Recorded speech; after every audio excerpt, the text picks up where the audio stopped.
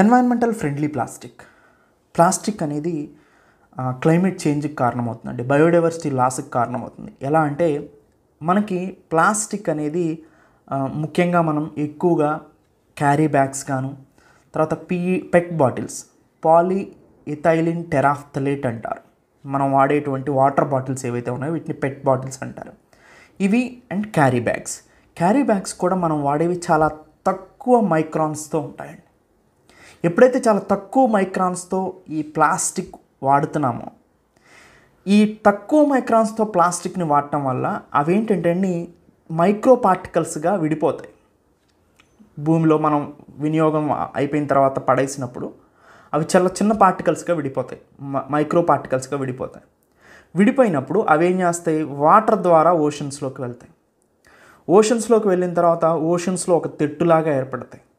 లేదా ఓషన్స్లో ఈ micro plastic ఏదైతే ఉందో అవి ఓషన్లోనే ఎక్కువగా ఫ్లోరాఫోనా ఎక్కువ అండి. ఓషన్ ఎన్వైరన్మెంట్ అనేది క్రూషియల్ ల్యాండ్ ఎన్వైరన్మెంట్కి.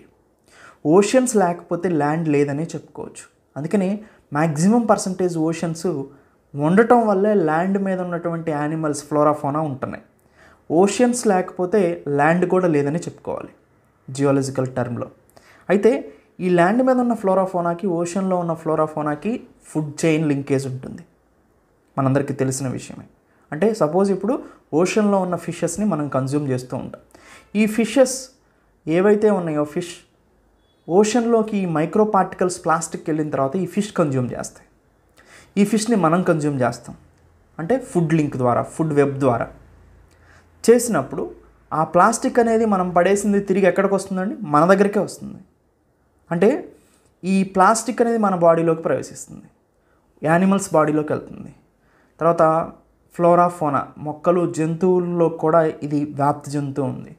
సో ఎప్పుడు కూడా కెమికల్స్తో మ్యానుఫ్యాక్చరింగ్ చేస్తాం కాబట్టి, బయోడిగ్రేడబుల్ కాదు కాబట్టి కొన్ని సంవత్సరాలు, లక్షల సంవత్సరాలు ఈ ఫుడ్ చైన్లో ఉండిపోతాయి అవి. దానివల్ల హ్యూమన్స్కి అయితే క్యాన్సర్ లాంటి కారకాలని ఇప్పుడు ఎక్కువగా రావడానికి కారణం వన్ ఆఫ్ ది రీజన్గా చెప్పుకోవచ్చు. దాంతోపాటు బయోడైవర్సిటీ లాస్ జరుగుతుంది, చేపలు చనిపోతాయి, ఫుడ్ చైన్ లింకేజ్ తప్పిపోతుంది, సో ఫుడ్ వెబ్ లింక్ పోతుంది. సో ఓషన్లో ఉన్నటువంటి యానిమల్స్కి ఇది హాని కలిగిస్తుంది. దాంతోపాటు ఫ్లోరాఫోనా, బయోడైవర్సిటీ పోతే ఆటోమేటిక్గా ఓషన్స్ అనేది ఎసిడిఫిక్గా మారతాయి ఈ కెమికల్స్ ఓషన్లోకి వెళ్ళటం వల్ల. సో ఓషన్స్ జీవనాధారం కాబట్టి, ఓషన్స్లో ఉన్న ఫ్లోరాఫోనా మనకి జీవనాధారం కాబట్టి ఇవన్నీ కూడా డ్యామేజ్ అవడానికి అవకాశం ఉంటుంది. ప్లాస్టిక్ వల్ల మనకు జరిగేటువంటి అనర్థాలు ఇవన్నీ. అయితే అందుకనే మనం ఎన్వైరన్మెంటల్ ఫ్రెండ్లీ ప్లాస్టిక్స్ని యూజ్ చేయాల్సిన అవసరం ఉంది. ఎన్వైరన్మెంటల్ ఫ్రెండ్లీ ప్లాస్టిక్ అయితే యాక్చువల్గా మనకి ప్లాస్టిక్ వేస్ట్ మేనేజ్మెంట్ రూల్స్ అనేవి 2016లో వచ్చినాయండి. ఈ ప్లాస్టిక్ వేస్ట్ మేనేజ్మెంట్ రూల్స్ 2016లో వస్తే ప్లాస్టిక్ వేస్ట్ మేనేజ్మెంట్ రూల్స్ అమెండ్మెంట్స్ని రీసెంట్గా రివైజ్ చేశారండి 2024లో. వాటికి సంబంధించిన ముఖ్యమైన అంశాలను మాట్లాడే ముందు అసలు ఎన్వైరన్మెంట్కి సంబంధించిన ఫ్రెండ్లీ ప్లాస్టిక్ని మనం తయారు చేయవచ్చా అంటే తయారు చేయవచ్చండి. కానీ వాటి వాడకం ఎక్కువ ఖర్చుతో కూడుకుంటుంది కాబట్టి వాటి వాడకం తక్కువగా ఉంది. అదే పాలీఇథైలిన్ టెరాఫ్థలేట్, పెట్ బాటిల్స్ లాంటివి అయితే చాలా తక్కువ ఖర్చులో అయిపోతాయి కెమికల్స్తో కాబట్టి, కంపెనీ మ్యానుఫ్యాక్చరింగ్ కాబట్టి. అందుకని ఈ పెట్ బాటిల్స్ని ఎక్కువగా ఉపయోగించడం, ఈ తక్కువ మైక్రాన్స్ ఉన్న క్యారీ బ్యాగ్స్ని తయారు చేయడానికి ఖర్చు కూడా తక్కువ అవుతుంది కాబట్టి ఎక్కువ మంది వీటిని తయారు చేస్తూ ఉంటారండి. అందుకని మనం ఎప్పుడూ కూడా ప్లాస్టిక్ కవర్స్ని యూజ్ చేయకూడదండి. ఒక క్యారీ బ్యాగ్ పట్టుకొని వెళ్ళాలి, అది కూడా ఒక జూట్ బ్యాగ్ లాంటిది. ఎన్వైరన్మెంటల్ ఫ్రెండ్లీ బ్యాగ్స్ ఏవైతే ఉన్నాయో వాటిని పట్టుకొని వెళ్ళటం వల్ల మనం ఈ ప్రపంచాన్ని కాపాడిన వాళ్ళం అవుతాం. అందుకని మనం ఎడ్యుకేటర్స్ కాబట్టి, చదువుకుంటున్నాం కాబట్టి ఎంతో కొంత జ్ఞానాన్ని నేర్చుకుంటున్నాం. అసలు చదువు అనేది ఎగ్జామ్లు పాస్ అవడానికి వాటికి వీటికి కాదండి. యాక్చువల్గా చెప్పాలంటే నిజంగా మనకి నాలెడ్జ్ పెంచుతుంది. ఆ నాలెడ్జ్ని మనం మన సొసైటీలో ఉపయోగించుకోవాలి. అప్పుడు మనం ఎడ్యుకేటెడ్ అంటారు. లేకపోతే అప్పటి వరకు మీరు లిటరేటే, అంటే చదవటం రాయటం నేర్చుకున్నారు కానీ జ్ఞానం తెచ్చుకోలేదని అర్థం. సో మనల్ని పోషిస్తున్నటువంటి ఈ ప్రపంచాన్ని మనం కూడా ఎంతో కొంత సహాయం చేయాలి, దానికి హెల్ప్ చేయాలి అంటే ఆటోమేటిక్గా మనం కూడా రెస్పాన్సిబుల్గా ఉండాలండి. కానీ మనం చూడండి, బయట షాపింగ్కి వెళ్ళేటప్పుడు మన ప్లాస్టిక్ బ్యాగ్స్ లేకపోతే అడిగి పోయి నువ్వు ఎందుకు ప్లాస్టిక్ బ్యాగ్ ఇవ్వమని అతనితో గొడవ పెట్టుకుంటాం. కాదండి, మన రెస్పాన్సిబిలిటీ ఏంటి, మనం ఒక జూట్ బ్యాగ్నో లేకపోతే ఒక ఎన్వైరన్మెంటల్ ఫ్రెండ్లీ బ్యాగ్నో తీసుకెళ్ళి దాంట్లో తెచ్చుకున్నాం అనుకోండి, ఇంట్లో కూడా చూడండి ఎంత చెత్త చేస్తున్నామో మనం. సో ఎంత క్యారీ బ్యాగ్స్ని ఉపయోగిస్తున్నాం, ఎంత పెట్ బాటిల్స్ని ఉపయోగిస్తున్నాం, వీటన్నిటిని తగ్గించుకోవాలండి. ప్లాస్టిక్ వినియోగాన్ని కనుక మనం తగ్గించుకోకపోతే ఫర్దర్ ఫ్యూచర్ జనరేషన్ మన కొడుకులు లేకపోతే మన కూతుర్లు కొడుకులు వీళ్ళు నష్టపోతారండి. అంటే ఫ్యూచర్ జనరేషన్ అనేది సస్టైనబుల్ డెవలప్మెంట్ కాదు అది ప్లాస్టిక్ వాడటం అనేది. సో అందుకనే ఎన్వైరన్మెంటల్ ఫ్రెండ్లీ ప్లాస్టిక్ని మనం ఉపయోగించుకోవాలి. సో ఎన్వైరన్మెంటల్ ఫ్రెండ్లీ ప్లాస్టిక్ ఏంటి అంటే బయోప్లాస్టిక్స్ వచ్చినాయండి రీసెంట్గా. అంటే ఇవి బయోడిగ్రేడబుల్, అంటే ఇవి భూమిలో ఈజీగా కలిసిపోయటానికి అవకాశం ఉంటుంది. భూమిలో ఎప్పుడు అండి ఏ పదార్థమైనా కలిసిపోతుంది. బ్యాక్టీరియా ఏం చేస్తుందంటే అండి దాన్ని డీకంపోజ్ చేస్తుంది. బ్యాక్టీరియా దాన్ని విడదీస్తుంది, సెల్స్ని విడదీస్తుంది, ఆటోమేటిక్గా అది భూమిలో కలిసిపోతుంది, బయోడిగ్రేడబుల్ అయిపోతుంది అనమాట. ఈ బయోప్లాస్టిక్ దాని పేరులో ఉంది. బయో అంటే యానిమల్ కానీ ప్లాంట్ నుంచి కానీ వచ్చినాయి అని అర్థం. ఇక్కడ మనం గమనించినట్లయితే కార్న్ స్టార్చ్ కానీ షుగర్ కేన్ కానీ ఇవన్నీ కూడా బయోడిగ్రేడబుల్గా చెప్పుకోవచ్చు. అంటే ఇవి మొక్కల నుంచి తయారు చేసినటువంటి ప్లాస్టిక్ పదార్థాలు, మొక్కలు జీవ పదార్థానికి సంబంధించినవి. అందుకని ఇవి త్వరగా భూమిలో కలిసిపోతాయి మనం వినియోగం అయిపోయిన తర్వాత. సో బయోప్లాస్టిక్స్ ఒకటి. Next biodegradable plastic. Biodegradable plastic అంటే చూడటానికి ప్లాస్టిక్ లాగే ఉంటుందండి, కానీ వీటిని బయాలజికల్ ప్రాసెస్ ద్వారా, యాంబియంట్ ఎన్వైరన్మెంట్ ద్వారా, అంటే సపోజ్ ఇప్పుడు చూడండి కొన్ని ప్లాస్టిక్ బాటిల్స్ వస్తాయండి, ఇవి బయోడిగ్రేడబుల్లే అంటాం. బయోడిగ్రేడబుల్లే అంటే ఏంటంటే వీటిని సేమ్ ప్లాస్టిక్ లాగే కనిపిస్తాయి, కానీ వీటిని ఒక ఎన్వైరన్మెంట్, ఒక పర్ఫెక్ట్ రూమ్ టెంపరేచర్ దగ్గర, ఒక పర్ఫెక్ట్ రూమ్లో యాంబియంట్ ఎన్వైరన్మెంట్ దగ్గర వీటిని బ్యాక్టీరియాని ఎక్స్టర్నల్గా యూస్ చేసి ఆటోమేటిక్గా వీటిని డీకంపోజ్ చేయొచ్చు, బయోడిగ్రేడబుల్గా మార్చొచ్చు దీన్ని. సో ప్లాస్టిక్కి బయోడిగ్రేడబుల్కి తేడా ఏంటంటే బయోడిగ్రేడబుల్ ప్లాస్టిక్ అనేది ప్లాస్టిక్ మెటీరియల్తోనే తయారు చేస్తారు, కానీ యాంబియంట్ ఎన్వైరన్మెంట్ దగ్గర బయాలజికల్ ప్రాసెస్ దగ్గర అంటే బ్యాక్టీరియాస్ని యూస్ చేసి డీకంపోజ్ చేయడానికి అవకాశం ఉంటుంది. అది బయోడిగ్రేడబుల్ ప్లాస్టిక్. బయోప్లాస్టిక్ అంటే మాత్రం తయారు చేసే ప్లాస్టిక్కే బయో అయి ఉంటుంది, ప్లాంట్ బేస్డ్ అయి ఉంటుంది, అది different. Next compostable plastic. Compostable plastic అంటే ఏంటంటే సో బయాలజికల్ ప్రాసెస్ ద్వారా ఒక ప్లాస్టిక్ని కంపోస్ట్ ఎరువుగా మార్చడానికి అవకాశం ఉంటుంది. అంటే మనం వాడి వినియోగించి దాన్ని పక్కన పడేసినప్పుడు అది ఎరువులాగా ఉపయోగపడుతుంది, దాన్ని తీసుకెళ్ళి మనం మొక్కలకి చల్లొచ్చు అనమాట. సో ఇది compostable plastic. So even bacteria వీటిని ఉపయోగించే ఆ ప్లాస్టిక్ని కంపోస్ట్ ఎరువుగా మార్చుకోవచ్చు. నెక్స్ట్ ఆక్సోడిగ్రేడబుల్. ఆక్సోడిగ్రేడబుల్ అంటే ఏంటంటే సపోజ్ చూడండి, ఇది ఒక కన్వెన్షనల్ ప్లాస్టిక్స్ ఏవైతే ఉన్నాయో, పెట్ బాటిల్స్ కానీ స్మాల్ బ్యాగ్స్ కానీ ఏవైతే ఉన్నాయో వాటిని అంటే అవి ఏం చేస్తాయి అంటే ఆక్సోడిగ్రేడబుల్ అంటే ఏంటంటే additive to help them break down into smaller fragments. Yes, so చాలా చిన్న ఫ్రాగ్మెంట్స్గా విడదీసి సో మైక్రో ప్లాస్టిక్ లీకేజ్ చేస్తాయి ఎన్వైరన్మెంట్లో. అంటే సింపుల్గా మీకు అర్థమయ్యేలాగా చెప్పాలంటే ఏంటంటే ఆక్సోడిగ్రేడబుల్ అంటే ఏంటంటే సింపుల్గా ఈ ప్లాస్టిక్స్ని ఏమైనా ఎడిటివ్గా, అంటే మనకి ప్లాస్టిక్ ఏదైతే ఉందో వాటిని బయోడిగ్రేడబుల్ చేయడానికి ఎడిటివ్గా ఉపయోగిస్తారు ఈ ఆక్సోడిగ్రేడబుల్ని. సో ఇవి ముఖ్యమైనది. మనకు most important bioplastic and biodegradable plastic and compostable plastic, ఈ మూడు మనకు మోస్ట్ ఇంపార్టెంట్ అండి, గుర్తుపెట్టుకోండి. అయితే ప్లాస్టిక్ వేస్ట్ మేనేజ్మెంట్ రూల్స్ ఉన్నాయండి, అవి 2016లో చేశారు. రీసెంట్గా వాటిని రివైజ్డ్ చేశారు 2024లో. ఎనీవే అసలు వీళ్ళు ఇచ్చినటువంటి ఇంపార్టెంట్ పాయింట్స్ ఏంటో చూద్దాం. ప్లాస్టిక్ మేనేజ్మెంట్ రూల్స్ 2016లో minimum thickness, plastic carry bag యొక్క మినిమం థిక్నెస్ ఎంత ఉండాలంటే అండి 40 మైక్రాన్స్ ఉండాలని అన్నారు అప్పుడు 2016 కన్నా ముందు. కానీ ఇప్పుడు దాన్ని 50 మైక్రాన్స్కి తీసుకొచ్చారు. అంటే మినిమం థిక్నెస్, కవర్ యొక్క థిక్నెస్ ఎంత ఉండాలి అంటే 50 మైక్రాన్స్ ఉండాలి. థిక్నెస్ని పెంచారు. అదేంటండి ప్లాస్టిక్ థిక్నెస్ని పెంచితే ఇంకా మంచిది కాదు కదా, మీరు ప్లాస్టిక్ని వినియోగం నుంచి తీసేయాలంటున్నారు, మరి తక్కువ ప్లాస్టిక్ ఉపయోగించి తక్కువ థిక్నెస్తో తయారు చేయొచ్చు కదా అంటారు. తక్కువ థిక్నెస్ అంటే ఏంటంటే అవి విడిపోతాయి వెంటనే, తొందరగా విడిపోతాయి. విడిపోయినప్పుడు ఏమవుతుంది, త్వరగా కలిసిపోతాయి. ఎక్కడ భూమిలో డిగ్రేడ్ అవ్వవు, భూమిలో కలిసిపోయి అలానే ఉండి వర్షం కురిసినప్పుడు నీటి ద్వారా నదుల నుంచి సముద్రాల్లోకి వెళ్తాయి. అంటే త్వరగా బ్రేక్ అవుతుంది అనమాట. థిక్నెస్ తక్కువగా ఉంటాయి ప్లాస్టిక్. అదే ప్లాస్టిక్ థిక్నెస్ని ఎక్కువగా ఉంచామనుకోండి అవి త్వరగా బ్రేక్ డౌన్ అవ్వవు, డ్యూరబిలిటీ ఎక్కువగా ఉంటుంది, లాంగ్ పీరియడ్ పడుతుంది బ్రేక్ అవ్వాలంటే. అప్పట్లోగా వీటిని రీసైకిల్ చేసుకోవచ్చు, అంటే రీసైకిల్కి కంఫర్టబుల్గా ఉంటుందన్నమాట. అది ముఖ్యం. అంటే మైక్రాన్ సైజుని పెంచితే రీయూజబుల్గా మనం మోర్ డ్యూరబుల్ ఉంటుంది, ఎక్కువ కాలం మన్నికలో ఉంచుతుంది, రీయూజ్ చేసుకోవచ్చు దాని ద్వారా ప్లాస్టిక్ వేస్ట్ పొల్యూషన్ని రిడ్యూస్ చేయొచ్చు. డ్యూరబిలిటీ మనకి లాంగ్ టర్మ్ ఉంటుంది. వేస్ట్ కలెక్షన్, వాటిని కలెక్షన్ చేసుకోవచ్చు, రీసైకిల్ చేసి రీయూజ్ చేసుకోవచ్చు. బ్రేక్ డౌన్ చేయటం కూడా చాలా కష్టంగా ఉంటుంది థిక్ ప్లాస్టిక్ అయితే. సో అందుకని ప్లాస్టిక్ వేస్ట్ మేనేజ్మెంట్ రూల్స్లో ప్లాస్టిక్ క్యారీ బ్యాగ్స్ యొక్క థిక్నెస్ని 40 మైక్రాన్స్ నుంచి 50 మైక్రాన్స్కి ఇంక్రీజ్ చేయడం జరిగిందనమాట. Next, global conclave on plastic recycling and sustainability. అందుకని ఇప్పుడు మనం ప్లాస్టిక్ గురించి మాట్లాడుకున్నామండి. గ్లోబల్ కాంక్లేవ్ జరిగింది దేని గురించి? ప్లాస్టిక్ రీసైక్లింగ్ గురించి అండ్ ఫ్యూచర్లో ప్లాస్టిక్ వాడకానికి సంబంధించిన సస్టైనబిలిటీకి సంబంధించి. ఇది ఒక ఇంటర్నేషనల్ ఎగ్జిబిషన్ అండి. 4th నుంచి 7th జూలై 2024 మధ్యలో జరిగింది. ఎక్కడ జరిగిందంటే న్యూఢిల్లీలో IECC అంటే ప్రగతి మైదాన్ అని ఉంటుంది, బుక్ ఫెయిర్ కూడా జరుగుతుంది ఇక్కడ. అక్కడ భారత్ మండపంలో ఈ ఎగ్జిబిషన్ అనేది జరిగింది. So global conclave on plastic recycling and sustainability. So ఈ కాన్ఫరెన్స్ జరిగిందనమాట. సో అందుకనే మనకి ఇది రీసెంట్గా న్యూస్లో ఉండింది. సో ఇప్పుడు మనం ఈ ప్లాస్టిక్ వేస్ట్ మేనేజ్మెంట్ గురించి పూర్తిగా మనం మాట్లాడుకోవడం జరిగింది. గవర్నమెంట్ ఈ ప్లాస్టిక్ వేస్ట్ మేనేజ్మెంట్ రూల్స్ 2016 ఆధారంగా ప్లాస్టిక్ వేస్ట్ పొల్యూషన్ ఎలా తగ్గించుకోవాలో చూస్తుంది. సో దాంతోపాటుగా ప్లాస్టిక్ వేస్ట్ మేనేజ్మెంట్ని ఎలా చేయాలి అనేది ఈ కాన్ఫరెన్స్ అడ్రస్ చేసింది. So India's industry projected to reach అంటే ప్లాస్టిక్ ఇండస్ట్రీని $6.9 బిలియన్ వరకు 2033 వరకు ఉంటుందని అంచనా వేసిందండి.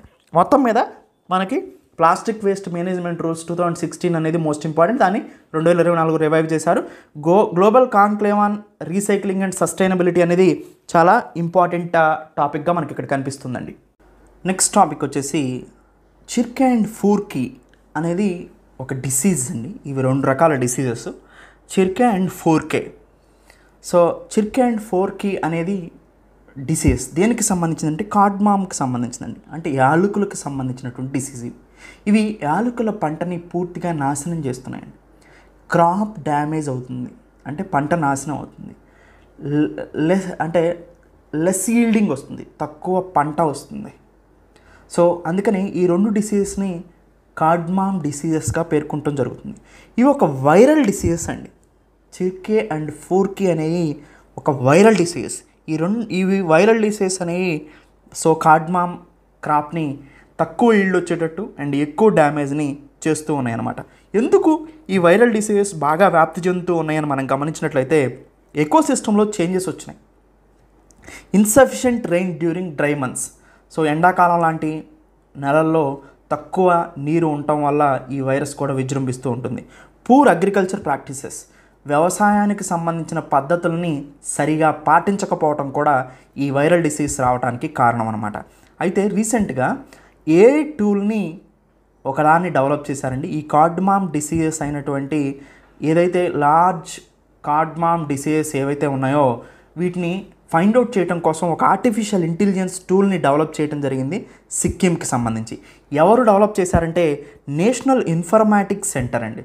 వీళ్ళు plus spices Board of India ఈ ఇద్దరు కలిసి ఒక AI టూల్ని కనిపెట్టారు. ఈ AI టూల్ దేన్ని డిటెక్ట్ చేస్తుందంటే లార్జ్ కార్డ్మామ్ డిసీజెస్ని. సో ఇది మనకి డిటెక్ట్ చేస్తుంది. సో ఏ డిసీజెస్ వస్తున్నాయి ఏంటి అనేది. అయితే National Informatics Centre and Spices Board of India ఈ 2 కూడా మెమోరండమ్ ఆఫ్ అండర్స్టాండింగ్ కుదుర్చుకునేయండి AI టూల్ని డెవలప్ చేయడం కోసం. ముఖ్యంగా కార్డ్మామ్ డిసీజెస్ని ఫైండ్ అవుట్ చేయడం కోసం, క్లాసిఫై చేయడం కోసం AI టూల్ అనేది ఉపయోగపడుతుంది. సో అయితే అగ్రికల్చర్ అడ్వాన్స్మెంట్ సిక్కింలో ఏ విధంగా ఉంది అనేది తెలియజేస్తుంది. మనందరికీ తెలుసు సిక్కిం అనేది first Indian state to be an organic state. So అంటే మొట్టమొదటి ఆర్గానిక్ స్టేట్గా పేరుగాంచినటువంటిది. అంటే సో మనకి ఆర్గానిక్ ఫార్మింగ్, సో అంటే సహజ సిద్ధమైనటువంటి పద్ధతుల ద్వారా వ్యవసాయాన్ని చేయటం. సో ఈ ఆర్గానిక్ ఫార్మింగ్ అనేది మొట్టమొదట ఇండియాలో టోటల్ ఆర్గానిక్ స్టేట్గా మారింది సిక్కిం, అది గుర్తుపెట్టుకోండి. అయితే కొన్ని ఇంపార్టెంట్ పాయింట్స్ని మనం ఇక్కడ చూద్దాం. ఈ డిసీజెస్కి సంబంధించి as well as national informatics సెంటర్కి సంబంధించి, స్పైసెస్ బోర్డ్ ఆఫ్ ఇండియాకి సంబంధించి ఎలాంటి MCQs రావడానికి అవకాశం ఉండనేది. ఎనీవే చిర్కీ అండ్ ఫోర్కీ ఇవనేది వైరల్ డిసీజెస్ మనందరికీ తెలుసు, ఆల్రెడీ చూసాం. లార్జ్ కార్డ్మామ్, సో ఇవి ఈస్టర్న్ సబ్ హిమాలయన్ మౌంటైన్స్లో ఎక్కువగా కల్టివేట్ అవుతూ ఉంటాయండి. Eastern sub Himalayan mountains. So మనం మ్యాప్ ఇలా తీసుకుంటే ఈస్ట్ అంటే ఇటువైపు అండి, ఈస్టర్న్ సబ్ హిమాలయాస్ అంటే ఇవి హిమాలయాస్, ఇవి sub Himalayans foot hills Shivalik దగ్గరలో. సో ఈ ఫుట్ హిల్స్, సో వీటిలో ఉండే స్టేట్స్లో ముఖ్యమైనది ఏంటండి, వెస్ట్ బెంగాల్, సిక్కిము, ఓకేనండి. ఇవి 2 స్టేట్స్లో ఎక్కువగా ఈ యాలకుల పంట పండుతూ ఉంటుంది. వెస్ట్ బెంగాల్లో డార్జిలింగ్ అండ్ సిక్కిం, ఈ రెండిట్లో ఎక్కువగా మనం ఈ యాలకుల పంటని చూస్తూ ఉండొచ్చు అనమాట. అయితే చిర్కే అనేది ఒక వైరల్ డిసీజు, ఇది ఎక్కువగా ర్యాపిడ్గా స్ప్రెడ్ అవుతుందండి. తర్వాత 4K అనేది కూడా వైరల్ డిసీజు, ఇది క్రాప్ ఈల్డ్ని తగ్గిస్తుంది, పంట యొక్క ఉత్పత్తిని దిగుబడిని తగ్గిస్తుంది. సో ఇది 4K and Chirke and 4K diseases, కార్డ్మామ్కి సంబంధించినటువంటి డిసీజెస్, వైరల్ డిసీజెస్, అది గుర్తుపెట్టుకోండి. ఒక ఏఐ టూల్ని ఎవరు తయారు చేస్తున్నారు, national Informatics Centre and Spices Board of India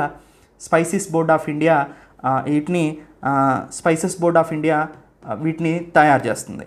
so anyway national informatics సెంటర్ని చూస్తే మనం ఇది ministry of electronics and information technology కింద దీన్ని ఏర్పాటు చేయడం జరిగిందండి. ఇది ఒక టెక్నాలజీ పార్ట్నర్గా ఉంటుంది గవర్నమెంట్ ఆఫ్ ఇండియాకి. అంటే టెక్నాలజీకి సంబంధించి ఎలాంటి కొత్త టెక్నాలజీస్ని గవర్నమెంట్ స్కీమ్స్తో అనుసంధానం చేసి వాటిని ప్రజలకు ఎలా అందించాలి. సపోజ్ ఇప్పుడు పెన్షన్స్ ఉన్నాయండి, వీటిని మనం డైరెక్ట్ బెనిఫిట్ ట్రాన్స్ఫర్ సబ్సిడీస్ ఉన్నాయి. ఏదైనా సబ్సిడీ అంటే ఇంతకుముందు ఇబ్బందులు పడవలసి వచ్చేది తీసుకోవడానికి, కానీ ఇప్పుడు ఏంటి, ఏ వ్యక్తి అయినా ఏదైనా పర్చేజ్ చేసినప్పుడు దానికి సంబంధించిన సబ్సిడీ ఉంటే నేరుగా ఆయన బ్యాంక్ అకౌంట్లోకి వస్తుంది. ఎలా, ఆధార్ని, తర్వాత జన్ధన్ అకౌంట్ని, వీటన్నిటిని లింకేజ్ చేయటం, అంటే direct benefit transfer scheme DBT. ఇది ఒక టెక్నాలజికల్ అడ్వాన్స్మెంట్. రూపే కార్డు ఇస్తున్నారు, national payment corporation of India limited ఇస్తుంది ఇది. సో ఇవన్నీ కూడా టెక్నికల్లీ అడ్వాన్స్మెంట్ అనమాట, అంటే టెక్నాలజికల్లీ అడ్వాన్స్ అయినాయి. ఇలాంటి టెక్నాలజీని ఉపయోగించి పీపుల్కి గవర్నెన్స్ని అందించడానికి ఉపయోగపడే సంస్థే ఈ national Informatics centre.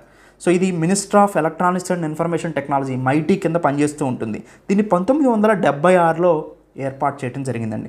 Next spices Board of India, ఇది ఒక స్టాట్యుటరీ బాడీ అండి, అంటే చట్టబద్ధమైన సంస్థ. ఒక చట్టం ద్వారా దీన్ని ఏర్పాటు చేశారు. దేని కింద ఏర్పాటు చేశారంటే స్పైసెస్ బోర్డ్ యాక్ట్ 1986 కింద దీన్ని ఏర్పాటు చేయడం జరిగింది, స్పైసెస్ బోర్డ్ని. ఇది ఇంతకుముందు కార్డ్మామ్ బోర్డు ఉండేదండి, దాన్ని స్పైసెస్ బోర్డులో కలిపేసింది స్పైసెస్ బోర్డ్ యాక్ట్. సో అంటే ఇప్పుడు స్పైసెస్ బోర్డ్ అన్న కార్డ్మామ్ బోర్డ్ అన్న రెండు ఒకటే. తర్వాత స్పైసెస్ ఎక్స్పోర్ట్ ప్రమోషన్ కమిషన్, అంటే ఏవైతే సుగంధ ద్రవ్యాలు ఉన్నాయో, సో వీటన్నిటిని దాల్చిన చెక్క కానీ, యాలకులు కానీ, లవంగాలు కానీ, ఇవన్నీ ఏవైతే ఉన్నాయో స్పైసెస్ని ఎక్స్పోర్ట్ చేయడానికి ఒక ప్రమోషన్ కౌన్సిల్ ఉందండి. సో అది administrative control of the department of commerce కింద ఉంటుంది. సో ఇది స్పైసెస్ ప్రమోషన్కి ఉపయోగపడుతుంది.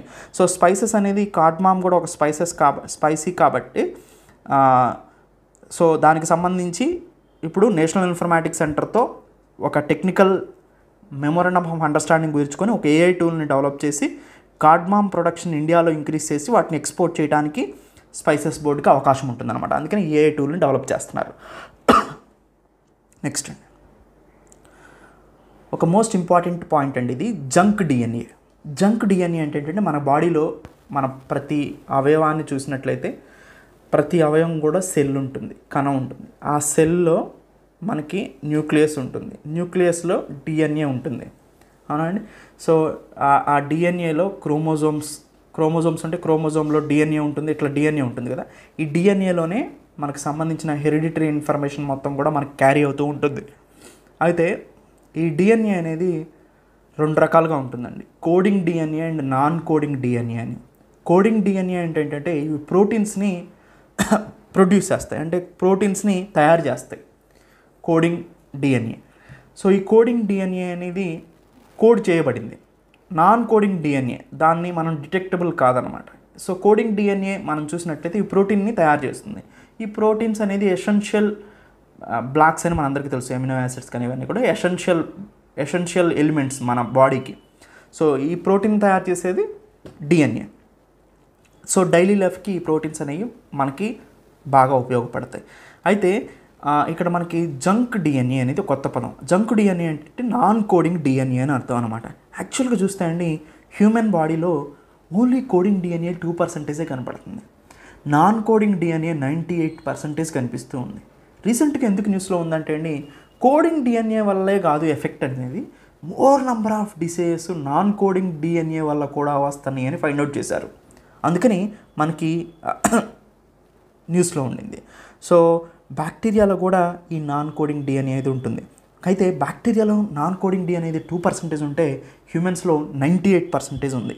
అయితే ఈ జంక్ డిఎన్ఏ అనేది సో ప్రోటీన్ డిఎన్ఏ అనేది ప్రోటీన్ని తయారు చేస్తుంది. జంక్ డిఎన్ఏ ప్రోటీన్ని తయారు చేయదు. అయినప్పటికీ కూడా జంక్ డిఎన్ఏ వల్ల మనకి డిసీజెస్ ఎక్కువగా వస్తున్నాయి అనేది, రీసెంట్గా క్యాన్సర్ వస్తుంది అనేది సో మనకు అర్థమవుతుంది. ఆర్టిఫిషియల్ ఇంటెలిజెన్స్ రీసెర్చ్లో ఇది తెలిసిందనమాట. జంక్ డిఎన్ఏ వల్ల కూడా మనకి డిసీజెస్ అనేవి వస్తున్నాయి. సో అంటే నాన్ కోడింగ్ జీన్స్లో చేంజెస్ వల్ల సో మనకి డిసీజెస్ రావడానికి అవకాశం ఉంటుంది అనేది తెలుస్తుంది.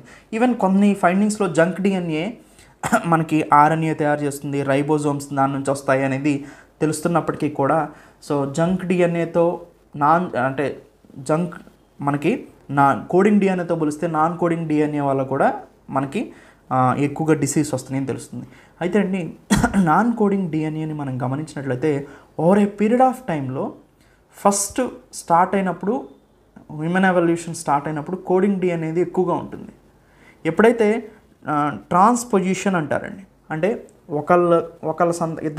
ఇద్దరికి పుట్టిన వాళ్ళు ఇంకొక సంతానం వీళ్ళు ఇంకొకరు కలిసి ఇంకొక సంతానం ఇలా చైన్ వెళ్ళిపోతూ ఉంటే దాన్ని డిఎన్ఏలో ట్రాన్స్పొజిషన్స్ జరుగుతూ ఉంటాయి. అంటే ట్రాన్స్పొజిషన్ అంటే ఇవి సో మార్పు చెందుతూ ఉంటాయి. సో ఈ బ్లాక్స్ అనేవి మార్పు చెందుతూ ఉంటాయి. దీన్ని ట్రాన్స్పొజిషన్ అంటారు. మీరు టైం ఇంక్రీజ్ అవుతూ ఉంటే, అంటే వారసత్వాలు పెరుగుతూ ఉంటే, day to day life increase అవుతూ ఉంటే, సాగిపోతూ ఉంటే జీవనం, ట్రాన్స్పొజిషన్ ఇంక్రీజ్ అవుతుందండి. సో అంటే టైం ఇంక్రీజ్ అవుతుంటే ట్రాన్స్పొజిషన్ ఇంక్రీజ్ అవుతుంది. ఎప్పుడైతే ట్రాన్స్పొజిషన్ ఇంక్రీజ్ అవుతూ ఉందో ఆటోమేటిక్గా మనకి ఏమవుతుందంటే జంక్ డిఎన్ఏ పర్సంటేజ్ కూడా ఇంక్రీజ్ అవుతుంది. అందుకనే ఇప్పుడు మనకి చాలా సంవత్సరాలు గడిచిపోయినాయి కాబట్టి 98% జంక్ డిఎన్ఏనే ఉంది. సో ఇవి ప్రోటీన్స్ని తయారు చేయలేవు. డిఎన్ఏ అనేది ప్రోటీన్స్ని తయారు చేస్తుంది యాక్చువల్గా చూడాలంటే. సో ఈ ప్రోటీన్స్ అనేది మనకి బిల్డింగ్ బ్లాక్స్గా సరిపోతుంది హ్యూమన్ లైఫ్కి. సో ఇది జంక్ డిఎన్ఏ గురించి.